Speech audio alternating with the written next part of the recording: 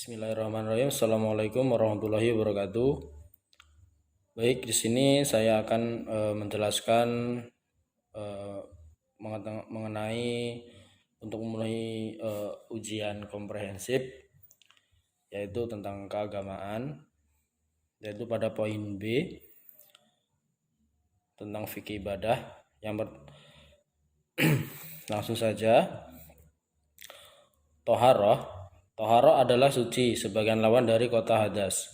Ada kalanya suci menurut hakikat yang sebenarnya seperti bersuci dengan air, atau menurut hukum seperti bersuci dengan tanah ketika bertayamum. Demikian dengan kesucian itu tidak hanya berarti suci dari haid, tetapi juga suci dari hadas dan najis, suci dari lahir dan suci dari batin. Hukum bersuci ini adalah wajib. Hal ini berdasarkan firman Allah Subhanahu wa taala dalam surat Al-Baqarah ayat 222 yang berbunyi, A'udzubillahi minasyaitonirrajim. Bismillahirrahmanirrahim. Innallaha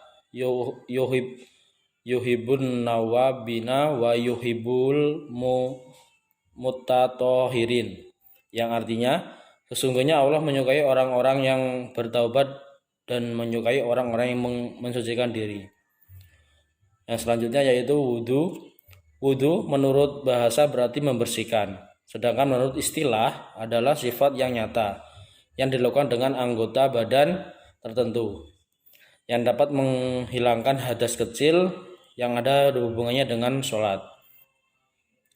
Wabah Zahuyi dalam bukunya Al-Fiqih Al-Islami Wadilatul mendefinisikan wudhu adalah air yang suci pada anggota badan, muka, tangan, sebagian kepala, dan kaki berdasarkan sifat yang telah ditetapkan oleh syara'.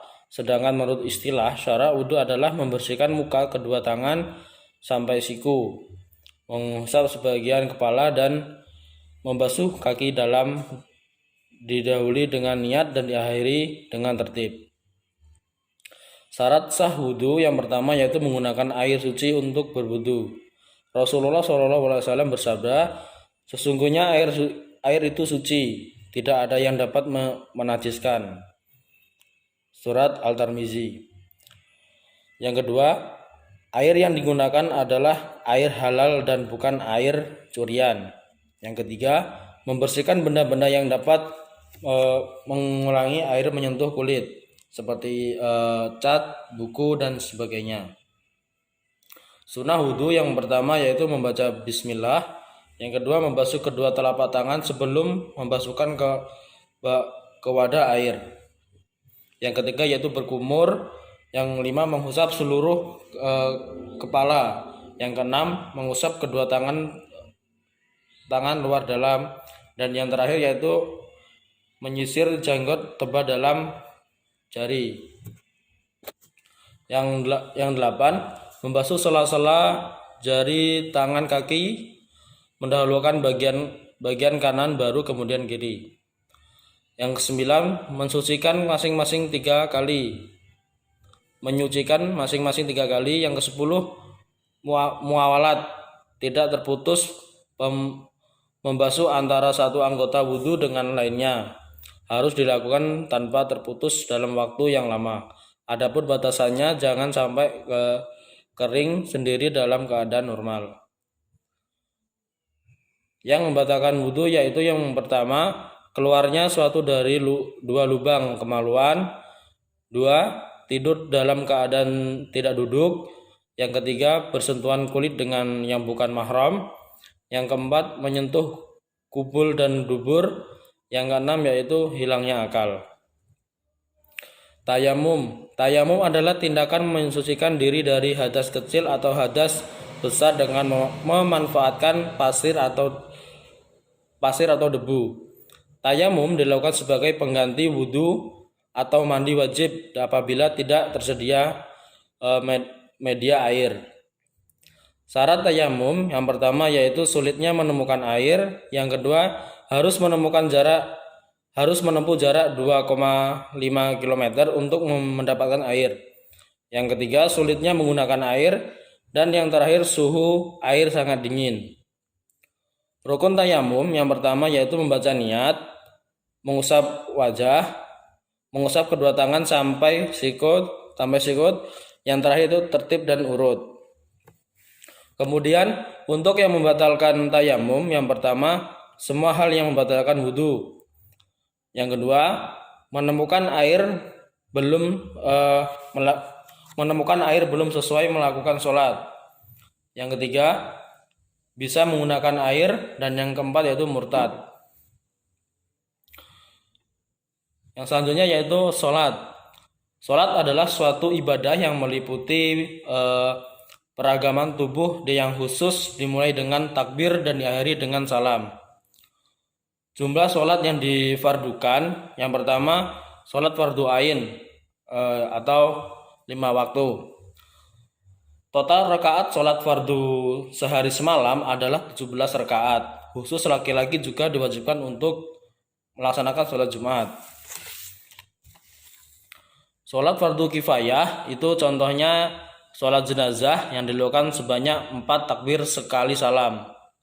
Syarat wajib sholat yang harus dilakukan oleh pemeluk agama.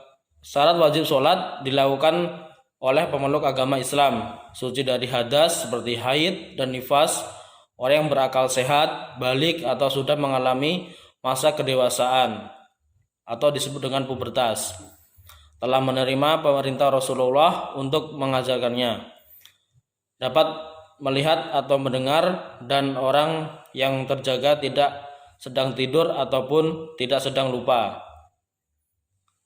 Waktu sholat, waktu duhur ketika matahari condong ke barat dan bayangan seseorang itu sama tingginya.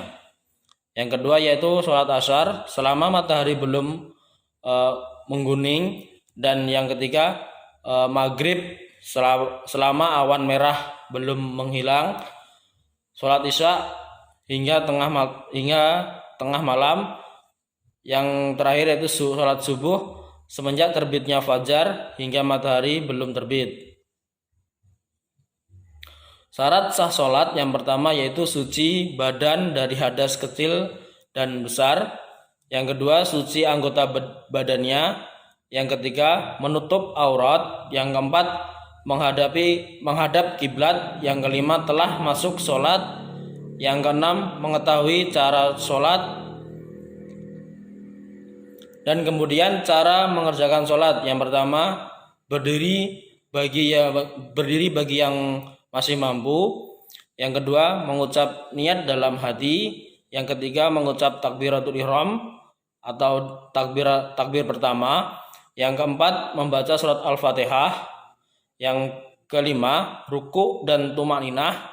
Yang keenam membaca itidal setelah ruku dan tumaninah. Yang ketujuh menjalani sujud 2 kali. Yang terakhir yaitu duduk di antara 2 sujud.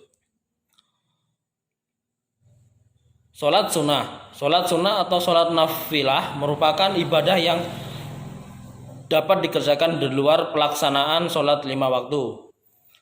Dalam sholat sunnah ini terdiri 2 macam, yaitu sholat sunnah muakkad dan sholat sunnah ghairu muakkad. Yang selanjutnya yaitu sholat Jumat.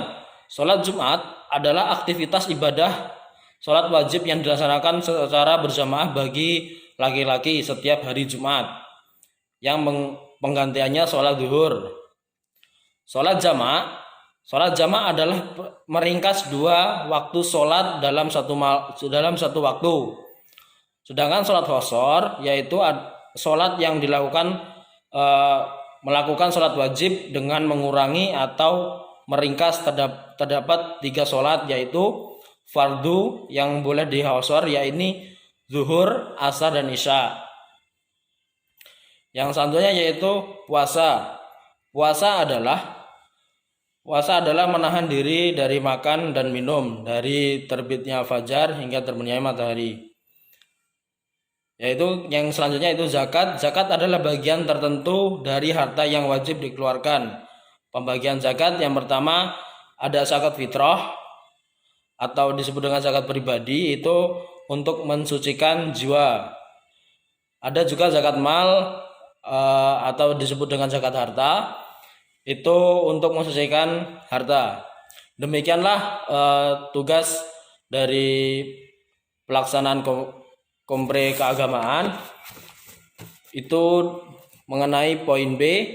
Saya akhiri, wassalamualaikum warahmatullahi wabarakatuh.